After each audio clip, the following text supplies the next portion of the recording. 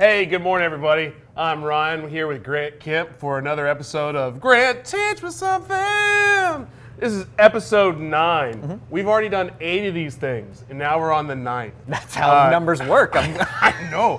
I feel like we need like a, what was that Muppet, the count?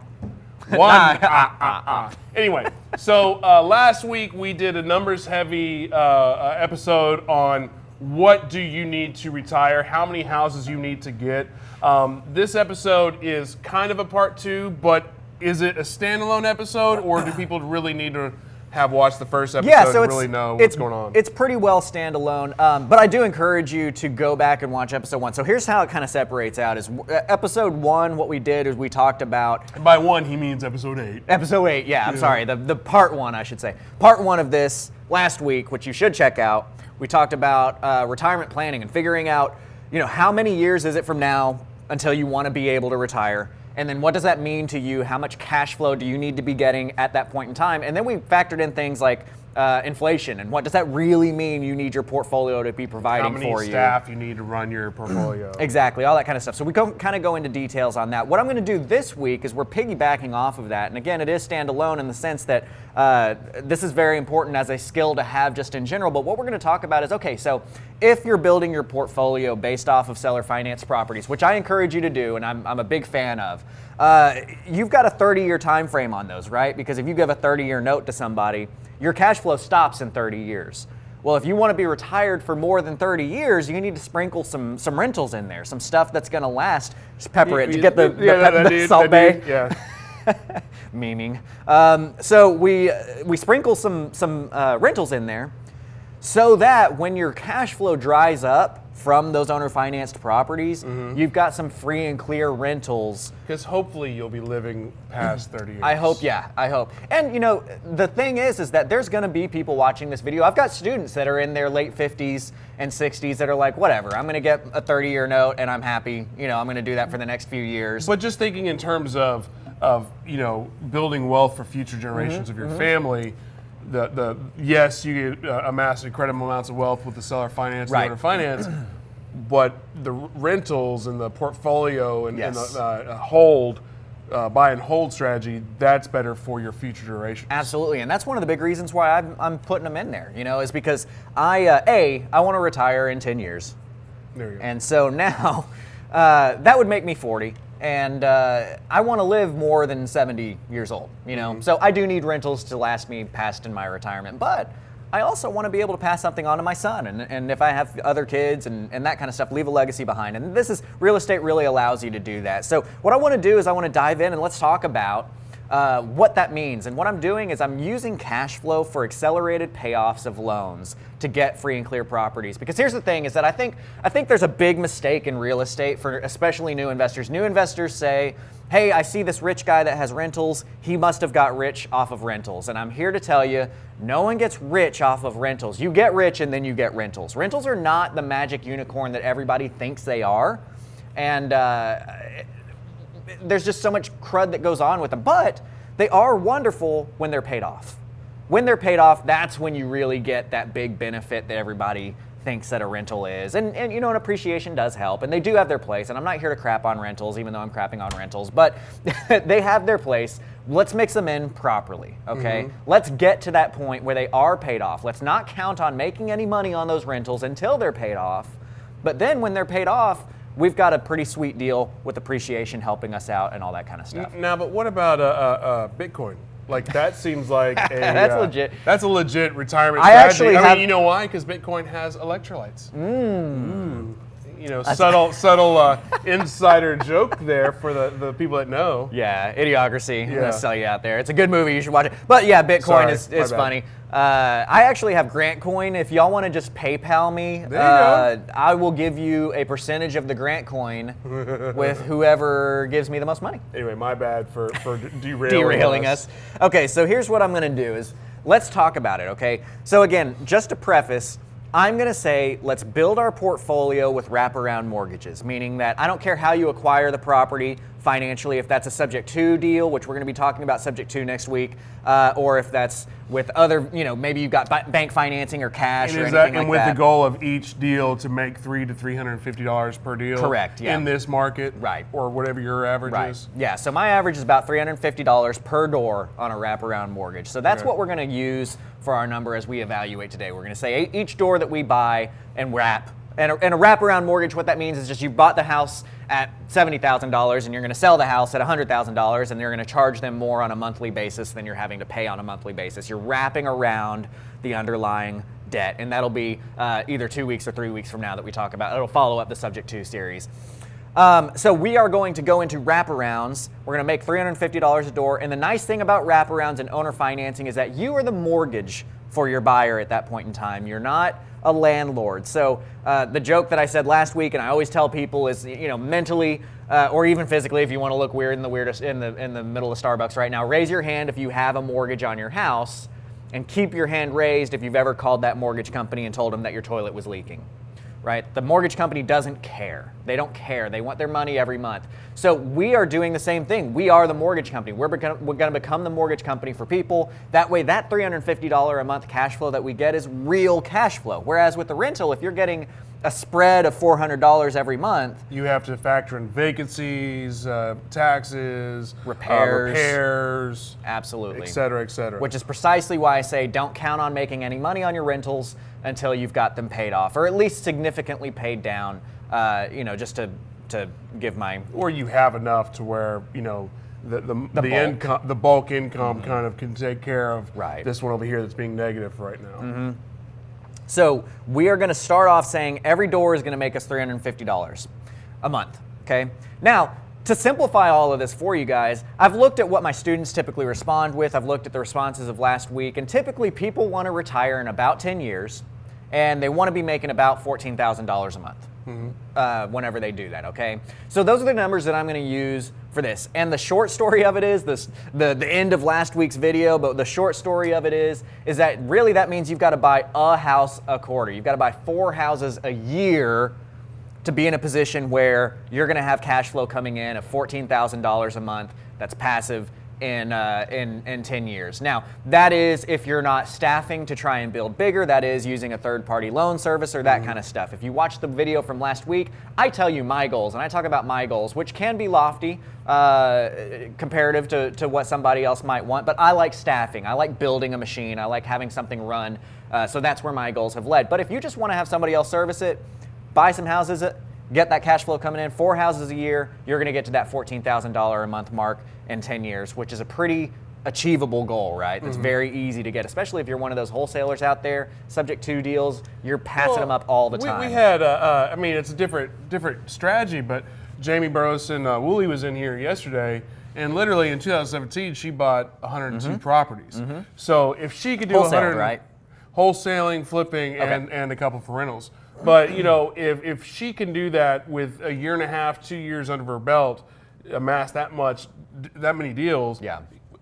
4 deals a year. Very achievable. Is completely. Come on, 102, 4, 102, 4. Yeah.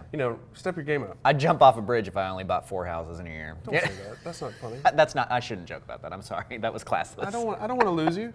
All right. So here's the thing: is 4 houses incredibly achievable. I think you should be able to buy 4 houses a month, but we're going to talk about 4 houses a year. Okay.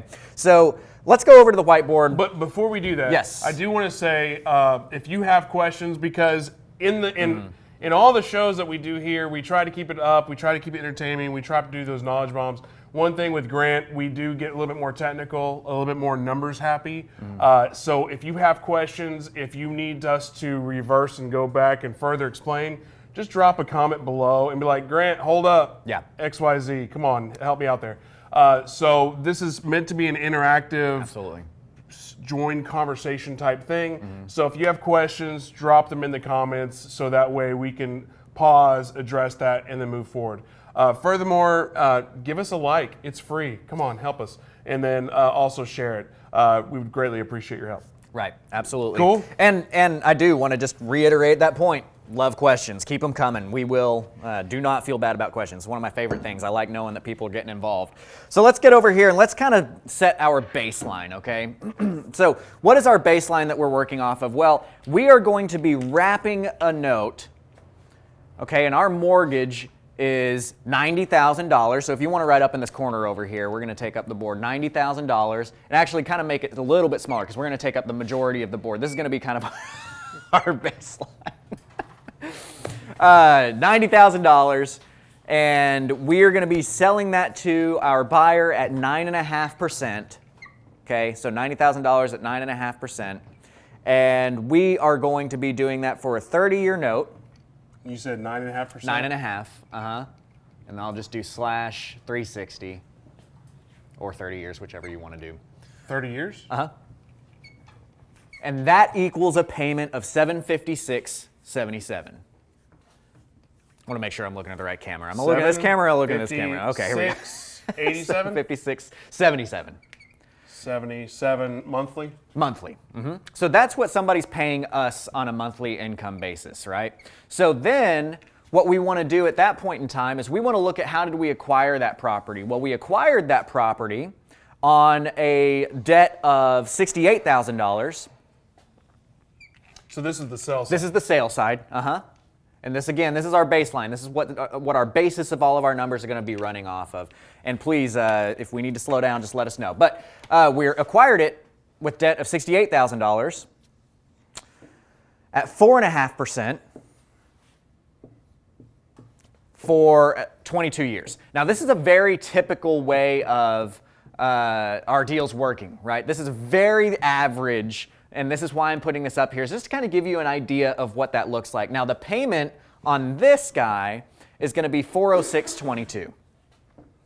So if you look at that, that's what I'm saying. We've got about a $350 a month spread between this deal, okay? Our debt, however we got this debt, it may be subject to, it may be a bank that we got a loan for and we bought the house, it may be cash that we have that we're paying it off, whatever that is. Our debt was at $68,000, 4.5%, 22 years left on it. I put 22 because that's very typical for a sub-2 deal. And we're paying out $406, they're paying us $756. Therefore, we have a cash flow of $350 net. That is our money to keep and use, okay? So what we're looking at doing here is we're looking at retiring in 10 years, right?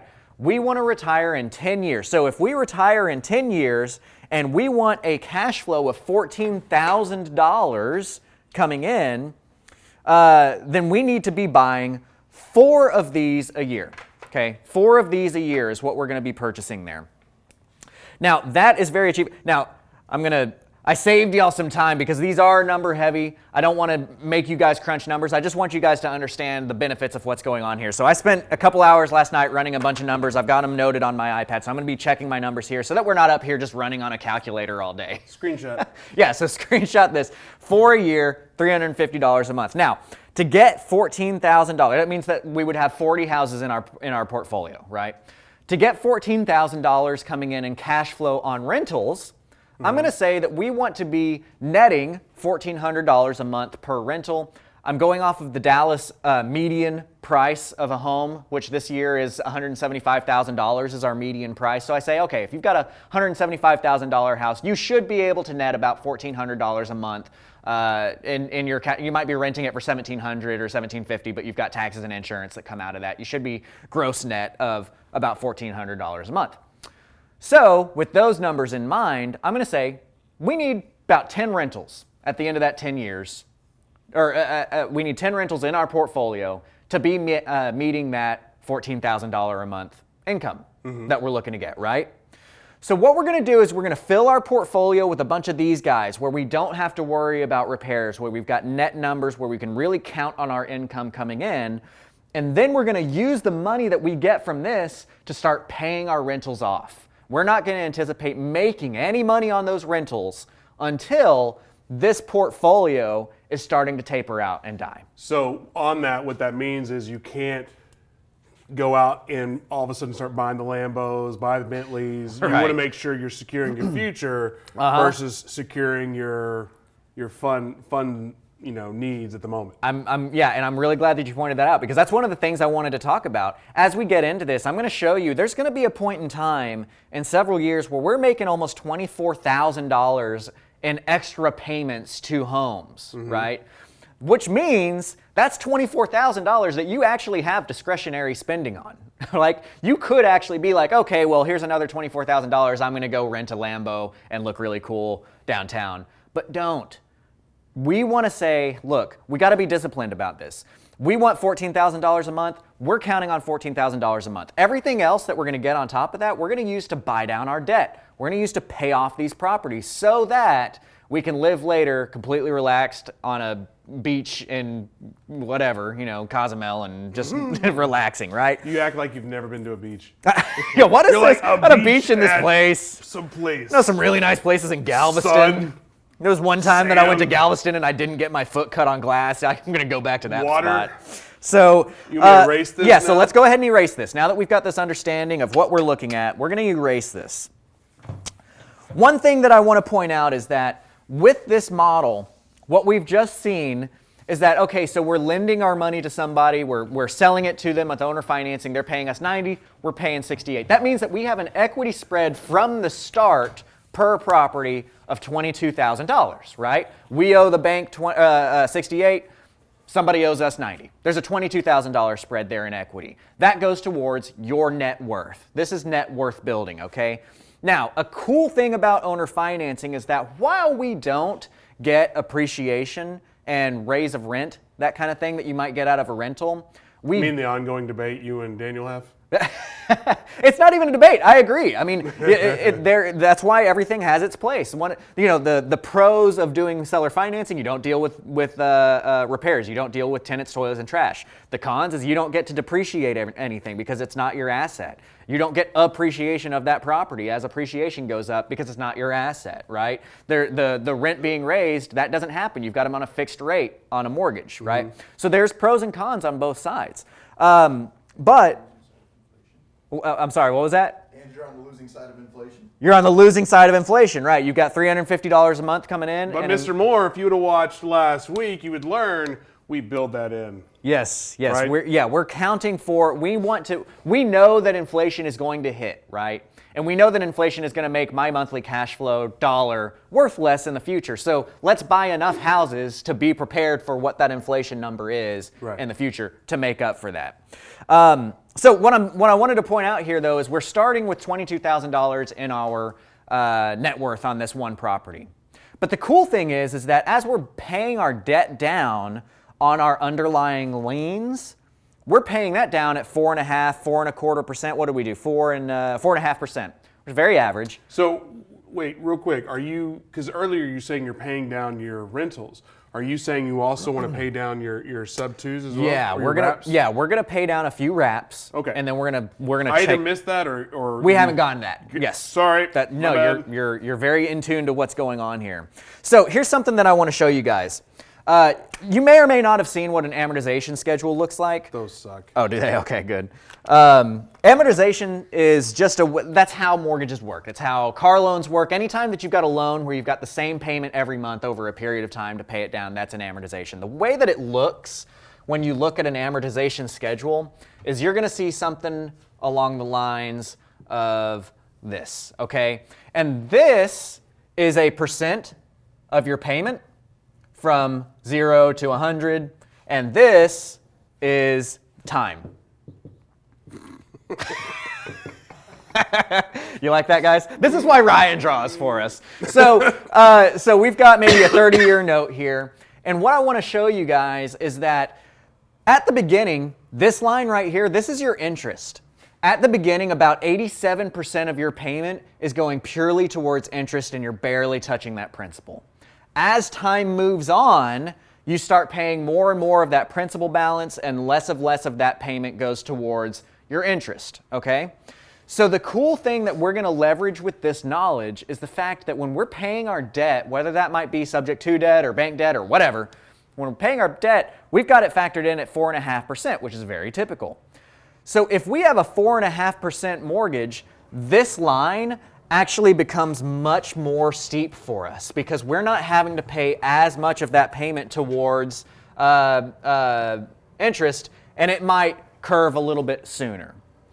What that ends up meaning is that when we've wrapped this deal and we've sold it to somebody for a 9.5% interest rate, we're actually hitting our principal on that loan underlying pretty hard because it's only 4.5%. And we're 8 years into that loan. Like I said, we got 22 years left. So we've already gone further into that chart and we're hitting more and more of our principal on each payment. The end result of that is when we've sold a house with 9.5% mortgage to somebody, it's a high interest rate. It's the going rate for owner financing. It's a high interest rate. They're barely touching their principal that they owe us for a while. They're barely knocking that down. They're on this part of that chart where they're barely touching that principal. Meanwhile, on our debt underneath, we're hitting the crap out of that principal already just by making our normal payment. Right. Because we're further along in that chart. So what happens is that you've got a wrap, and their principal curve, if this is 100% of the principal, which would be in this case the $90,000, they're paying you off over time kind of like this, okay? But on your underlying lien, you're already far enough in that you're paying it down like this. So what happens, this is a very crude drawing, but what happens is you may have a $22,000 spread right here at the beginning, like we talked about. You've got a $22,000 spread between the 90 they owe you and the 68 you owe the bank. But as time goes on, you're paying off your bank loan much faster than they're paying you off, which means that you get a larger and larger spread as time goes on, and your net worth grows even though your cash flow isn't, because you've got the $350 fixed, right? That you're making that $350 a month regardless. But your net worth is going to grow as time goes on because you're paying the crap out of that underlying lien and they're barely touching their debt to you. Now, and is that, are we, and forgive me if my head's woozy, you know that. Sure. Is that built in from the beginning, or is that with you making those extra That's payments? built in from the beginning. Okay, so without us even trying. We're already getting an increased spread. Correct. Just because of the model. Correct. Okay. So we don't even, thank you for specifying that, because we don't even have to try. This is just, hey, our payment down here was 406 whatever, and our payment up here is 756 whatever. Just by making this payment and just by getting that payment, this will happen. We don't have to make any extra payments, but our net worth is going to grow over time. Regardless. Just because the model of the wrap and the model, exactly. Just because that spread's already there. And we're charging a larger interest rate than we're paying. So it's going to increase every day. Now, I'm sure you're already going to get to this, but I'll say it anyway just to make myself look smart.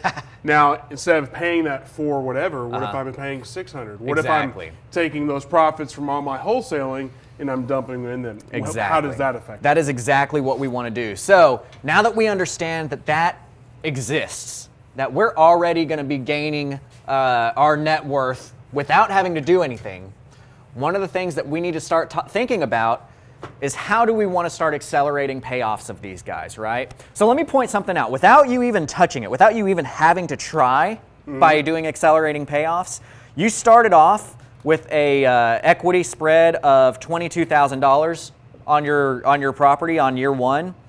By year 5, the equity is going to be up to $29,000 on that property. And by year 10, You said 29? By year 10, your equity is going to be $36,000 on that property. So if we start scaling and we start talking about the fact that, hey, I've told you need to buy 4 houses a month or 4 houses a year, right? Which is very achievable. If we start scaling that out, in 5 years, you're going to have a net worth of about $500,000 without touching anything, and you're going to have a portfolio of 20 properties. Because I'm stupid, define equity spread again. Yes, let me define, and I don't think I did define it, so thanks for asking me to do that. Equity spread just being the difference between, hey, I've got a buyer that owes me 90 and I owe the bank 68. Therefore, I've got an equity spread of $22,000 in this note. And just to recap it, because the way that your interest rate's at 9.5 or you're selling at 9.5 and you bought it 4.5, just because of the nature of amortization, year 1, 22, year 5, 29, and 36. Can you summarize, recap that for 2 seconds? Absolutely. So year 1, they owe you 90, you owe 68. Year 5, they owe you like 86, and you owe whatever, 86 minus 29. 50, whatever, you know. I'm sorry. So year 1, you've got a $22,000 spread. They owe you 90, you owe 68. In 5 years, you will have paid your loan down much faster than they have paid yours just by making your minimum payment, just by making your payment every month, and just by them making their minimum payment. That will go. You will gain $7,000 in net worth on that asset. And by year 10, you're going to gain another $7,000 in net worth on that asset. Does that make sense? Yes. Cool. So if Does that make sense? yeah, please comment with us. Let us know Does that make sense? what you're hearing and if everything makes sense to you. So what we're looking at is that if you scale that, you're going to have, just from doing 4 houses a year, 4. In 5 years, you'll have a 20-house portfolio and a $500,000 net worth coming just from this model. In 10 years, you'll have a 40-house portfolio and you'll get $1.2 million net worth. That's pretty sweet. That's cool that those things are building up. What I want to point out is that after you get to that 5-year mark and you've got a net worth of $500,000 and 20 houses making you cash flow every month, don't you think that a bank is going to be willing to lend to you to buy some rentals? Don't you think that that's going to be a pretty bankable situation? Look, I've got a $500,000 net worth and I've got 20 properties showing that I've known how to do real estate and they're making me money, right? So that's when you want to start approaching, at that 5-year mark, you want to start approaching some banks. You want to start approaching people like here in Texas, Texas Republic Bank is really good, Texas Brand Bank is really good. Don't go to Bank of America, don't go to Chase, they don't give a crap about you. Go to the smaller community banks that investors are using. If you've got a bank that you've used for investment, or you know of somebody that's doing good invest, go ahead and comment that in the comments right now so that people can understand there are options out there. So like I said, Texas Republic, Texas Brand, those are both really good banks here locally. So you can go start getting some rentals at that 5-year mark. And here's what I want you to do. If you want $14,000 a month coming in just off of rental income, when all is said and done, that means I want you to buy another 2 houses a year to rent. Okay? So now in year 5, we're going to step up our game, and we're going to go, instead of 4, we're going to go to 6 houses a year. And again, this sounds very like baby stepping, like weekend warrior. I still have a full-time job. Totally. Because you're doing this with a 9-to-5 job. Right. Because I'm thinking, if I'm only buying 4 houses a year plus, and then in 5 years later do 4 houses a year plus 2 rentals, right? What the hell am I doing with the rest of my time?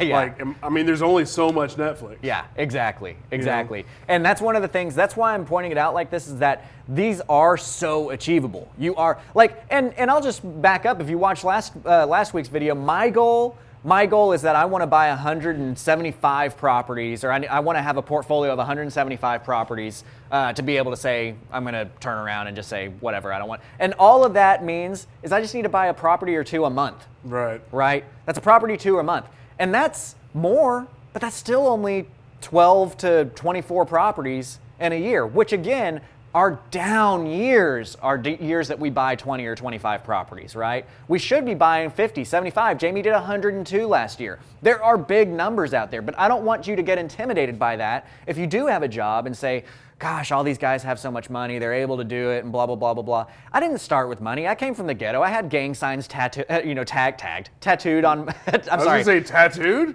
Tagged on the front of my house. Yeah, I got gang signs, yeah. I didn't have money when I started this business. I started building my portfolio out like this, right? And I went full time and I was able to start buying 50, 75 houses a year. And that can happen. You don't have to have the money to do that.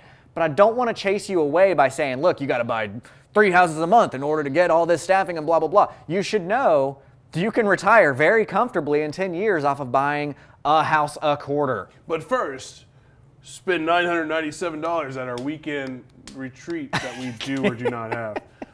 Real quick, it looks like we have a comment or question. Mr. Moore, please ask away. Henry tuned in a little late, but he was asking if your numbers were dealing with appreciation or just equity pay down. I believe on your equity spread for the wraps. Yeah, so the equity spread for the wrap, if that's what you're referring to, is that we're just looking at pure dollars, right? So I'm looking at what, if I were to look on the amortization schedule of the principal amount that they owe me from day one and the principal amount that I owe the bank from day one, and then I look at that number again in 5 years and just say, what's their principal amount that they owe me? What's the principal amount that I owe the bank? That's where that spread is coming from. I'm not adjusting those numbers for inflation. What else? I've got another question here from Patrick Griffin. He said, would you focus on single family only or would you throw multifamily in there with it? Yeah, and that's a good question, and I mentioned that last week as well, saying, hey, buy some rentals, buy an apartment complex, something like that, right? I'm going to focus, we've got a limited amount of time here, right? I'm going to focus on the single family side today, but apartments are a really good way to look at things too. You've got to, I was actually having this conversation earlier this morning. As single family investors, we've got to be very careful not to get too distracted by the shiny things and ruin what we've got as a good thing going on right now. If you're just getting into it and you're deciding where to get passionate about, okay, maybe consider those apartment complexes, that kind of stuff. But don't try to move asset classes too early. Really get good at an asset class. And then once you've got that contained and you've got a machine running that's buying those, maybe then you look at other asset classes. Yeah, because you need to, and this is your word that you use, but you got to stay focused. You got to find your niche and stay focused in that niche. Because when I struggle with this a lot, is you only have so much bandwidth. Me personally, just by the nature of who I am, I feel like I can take on every task, do every job. I would love to have help. What's that? You come pretty close. Yeah, but I'm just like, give me more, give me more, give me more. But the reality is you only have so much bandwidth on any profession, on anything you do, until you're just like, go postal and go crazy. There's a book called Focus, and it actually has a really good point in there. The sun puts off billions and billions of kilowatts of power, energy every day, and we just go outside and it kind of feels kind of warm. But meanwhile, a laser beam puts out I'm not smart, 100 kilowatts of power, whatever that might be, but it can burn through steel, right? Because it's focused. It's focused on that one area, and we want you to be that laser beam. We want you to focus on something and burn through this business, burn through these industries, and make your money with it. Because if you try and spread too far, you're not going to be able to touch anything with enough significance to really make a difference. Right. But I do encourage you to look at that. And, just to point out again, this is a weekly lesson where we spend, 30, 45 minutes, an hour or so teaching a general concept. We do go into deeper stuff to talk about things like that in the Propelio Academy, in the CreativeCashFlow.com Academy, and you can check those kinds of things out because you can learn more in depth, but we want to introduce you to ideas and concepts, and we want to train you how to think about things on these Wednesdays. So thanks for tuning in. Continue to send us those questions and stuff. I love answering stuff like that. So let's jump back in here, all right? So we've got our equity spreads that are building, and I'm saying in 5 years, let's start looking at sprinkling in our salt baying, our rentals. Yeah, so we can erase that. Now, what we want to do is we want to look at again, what is our median house in Dallas is 175 this year, 175,000. So that's the number I'm going to go off of, is buying median houses. So if you said 2 rentals a year, right? Yeah, 2 rentals a year. So if we look at the debt that comes in on something like that, you're basically, when it boils down, you're looking at something along the lines of a 6% loan for 20-year amortization if you're getting a loan from a bank to buy these rentals. And by the way, I'm just factoring in buying rentals at full price of the median. Your numbers get much better if you start buying at the discounts. First of all, why the hell are you even factoring in buying at full price? If you're an investor, why the hell are you buying a house full price? The reason why is because, again, I want to show how powerful this stuff is, that even if it was at full price, it would still work. Don't ever buy a house at full price, okay? You are an investor. You can buy it at discounts. But I can't account for what discounts you're going to be able to get a house at in 5 years and that kind of stuff. So I'm trying to throw out some numbers just to train us. And you don't know process. the market anyway. I don't know the market out there, what that's going to be. So what we're going to be doing is we're looking at buying 2 median-sized houses each year for the next 5 years. That will get us our 10 rental properties that we're looking for, and that will get us to, like I said, if I want to retire in 10 years, that means that you can stop working in 10 years. Okay? So hanging out with you too much. In 5 years, we're going to start buying rentals. We're going to continue buying rentals 2 a year for the next 5 years, so that in that last day, we can just step back and start letting everything pay itself off. Now, one of the things that I didn't even count in here and factor in for you guys, oh surprise, when you sell with an owner-financed deal, you get a 10% down payment. That's a big deal. That's a lot of money that you get right up front. So when I said that we had this note for $90,000, what I meant was we sold a house for $100,000, we got a $10,000 down payment, and we gave them a mortgage for $90,000. Well, $10,000 is a lot of money. And I know what Daniel and I are doing. What are you doing? I'm not going to say. Okay.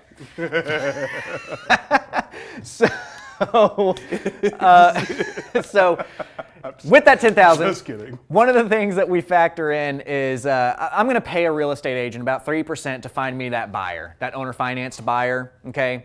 So long story long, we're actually going to be getting $7,000 off of that down payment because I'm going to pay a real estate agent about $3,000 out of that down payment.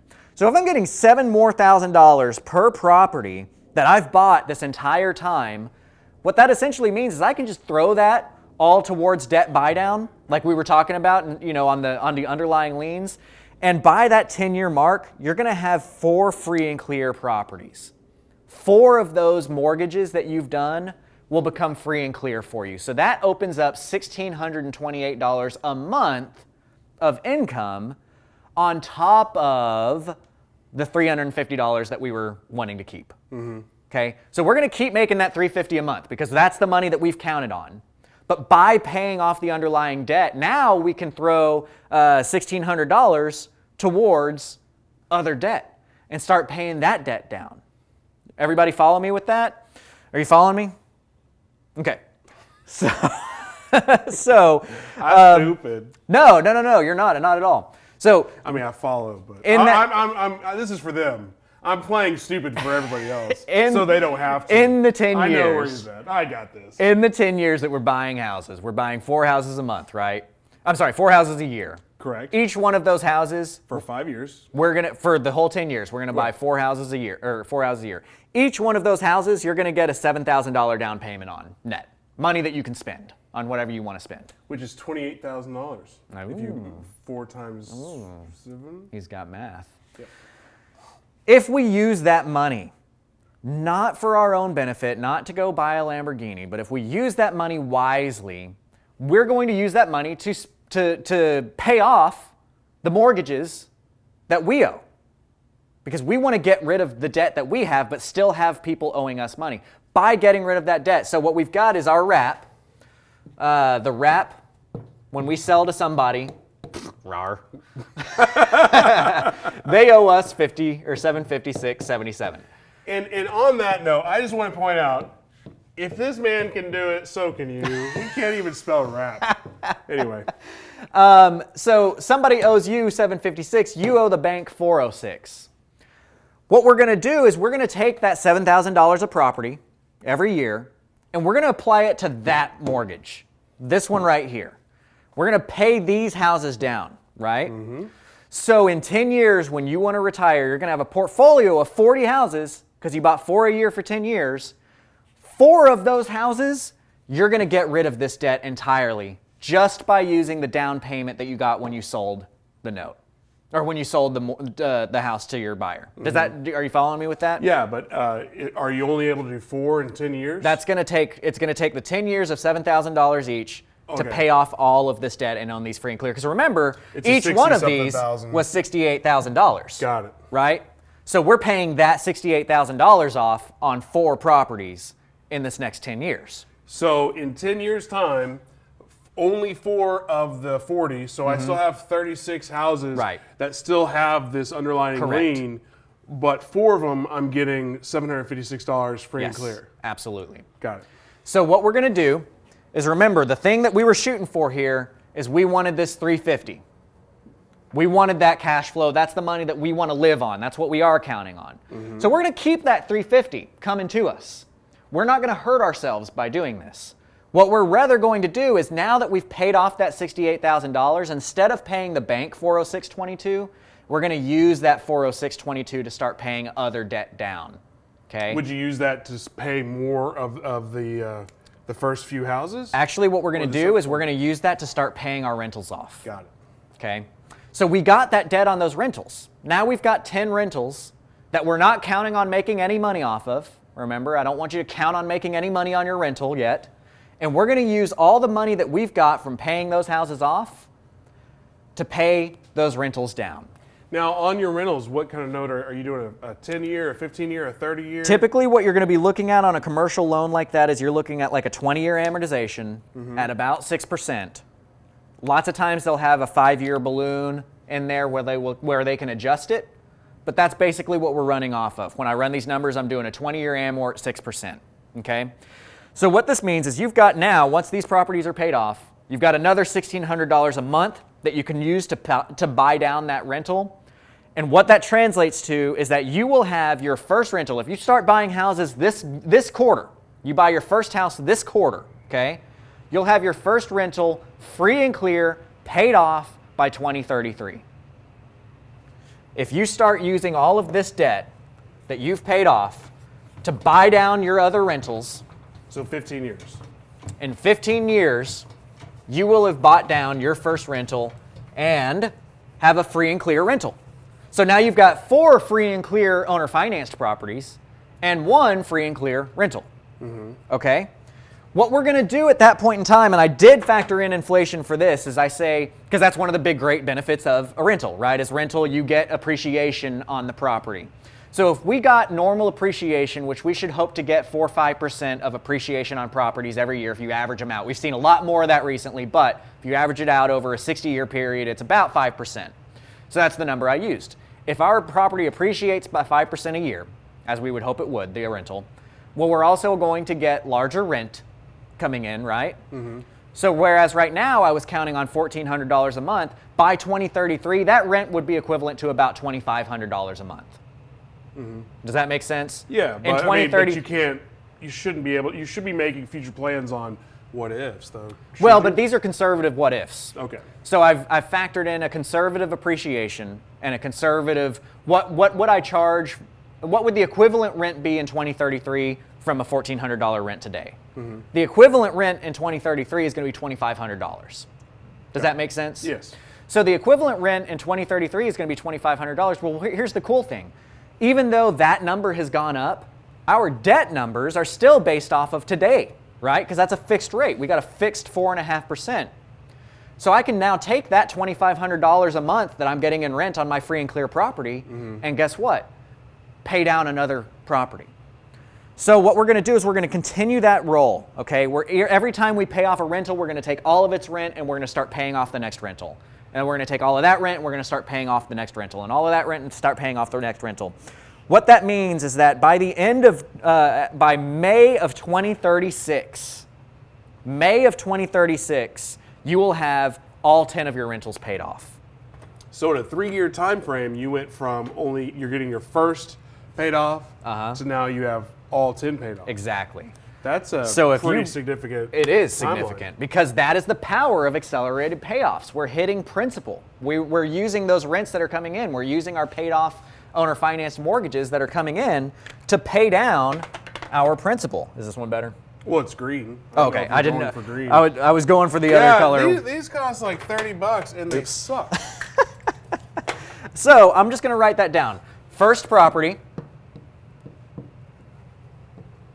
Okay, your first property you're going to buy this quarter, Q1 of 2018, which I'm dating myself because somebody's going to be watching this film in 2020 and be like, oh, 2018, just add it. Add your numbers. It's free. It's free. It is free. By May Of 33. of 36. Oh. I'm going to put 36. By May of 36, you're going to have 10 free and clear rentals. Now,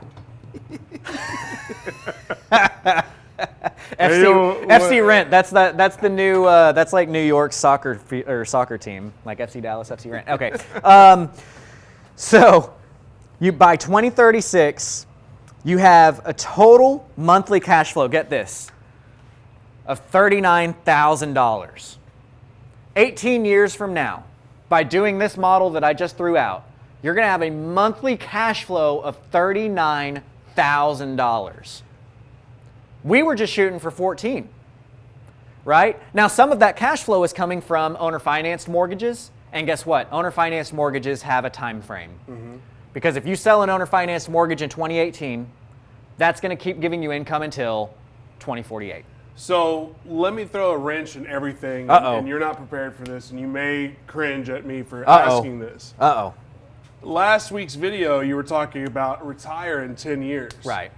Now, in 10 years' time, am I able to live off? Because we're talking about 2036. 10 years from now, we're talking about 2028.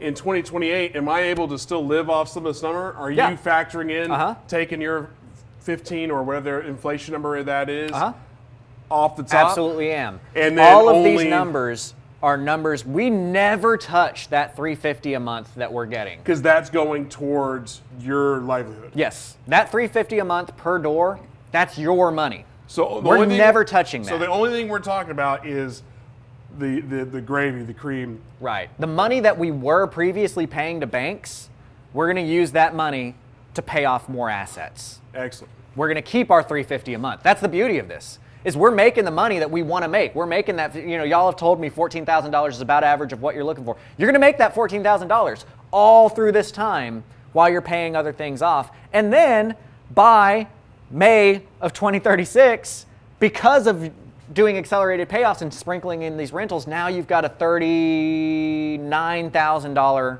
a month cash flow. And that's the rental plus your... That's rental plus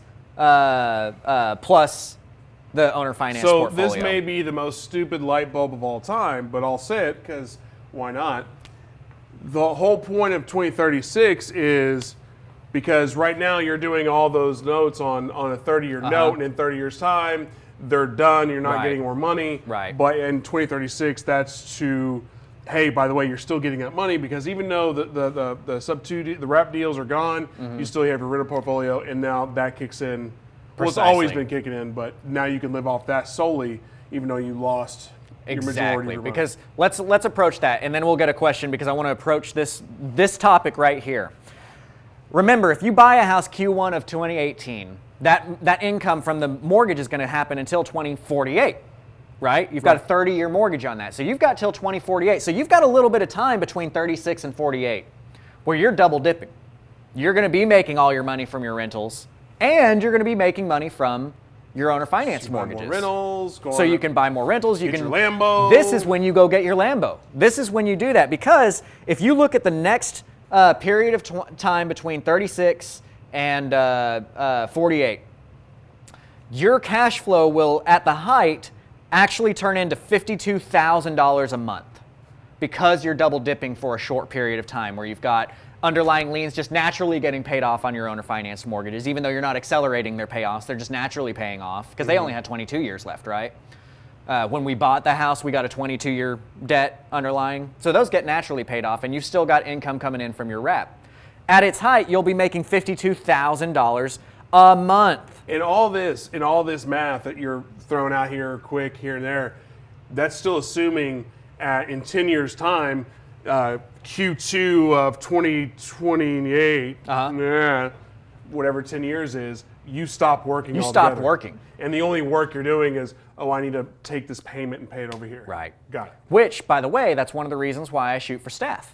It's because I want to stop working, and I want to tell my staff on Q4 of 2027, hey guys, do this. See ya. Pay off all my houses for me. Put the debt where it needs to go. See you guys later. Call me if everything's on fire, right? So let's approach a question real quick. This question's a little in-depth, and I don't necessarily know if we'll be able to address it here, but this comes in from Jaime, and it says, if you're wanting to use Mitch's model, are you familiar with Mitch's model, and want to start with your own money to purchase maybe 3 to 5 of those homes, how would you structure this to pay yourself back and scale at the same time? Yeah. Would you suggest creating and selling the notes in the beginning to build up capital and buy twice the amount of homes? That's a good question, Jaime. So just for those of you who don't know, Mitch Stephen, super sharp guy. He's one of the few, I typically recommend for people to stay away from personal mentors, trainers, that kind of stuff. Unless it's you. Unless it's me, and then of course I'm the best there is. But people like Mitch, myself, there is, oh my gosh, what's that? Larry Goins, thank you. Larry Goins out of the Carolinas. I really like those guys. He's referring to Mitch Stephen here. Mitch Stephen is a very sharp guy who does a lot of owner financing, but he doesn't do subject to. He uses private money, whether that's his capital or somebody else's capital, to purchase the homes, and then he sells it with a wraparound mortgage. And he's typically looking at lower end houses than what we've hit here. He likes those like $75,000 homes, that kind of thing. The short answer to that is actually pretty easy because it's exactly the same as what we're doing here. The cool thing is that whereas you remember how I keep stressing I don't care where you get this debt on the acquisition. It could be sub 2, it could be the bank, it could be anything. It's because I don't care where you get that debt. If that debt is you putting cash in and you paying yourself back, well, put that cash in and pay yourself back and then use the same exact model, except now you're the bank that's getting that $406.22 a month, not Wells Fargo, right? Or your investor is that bank that's getting $406.22 a month, not Wells Fargo. So however you do that, you can buy it that way. Now, the follow-up to that is, okay, well, maybe he wants to get paid off sooner than the 22 years that we were factoring in on this deal, and that's valid too. Like Daniel alluded to, that gets into analysis that's going to take too long to handle in this video, but you've got to sit down and just analyze that and say, how long can I get this debt for?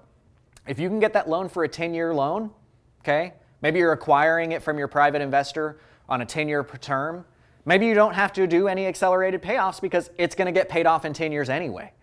So maybe you're not accepting $350 a month of cash flow over this next 10 years, but in 10 years, you've paid your investor off and you've got a free and clear property anyway. Do you follow me? Does that make sense? Mm-hmm. Okay.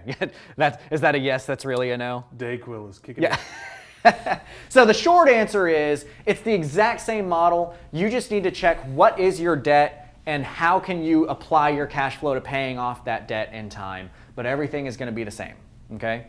Do we have any other questions that you want to hit? Yes, I've got another question from Renee, and that is, how would a crash of 2008 affect this business model? It would make it so much nicer. I will steal Mitch Stevens' phrase right here. I'm not saying that owner finance is a recession-proof method, but if there was a recession-proof method, it would be owner financing. The thing is that in a down market, owner financing is the best thing to use because of a lot of different reasons. One big one is the buyer pool goes up.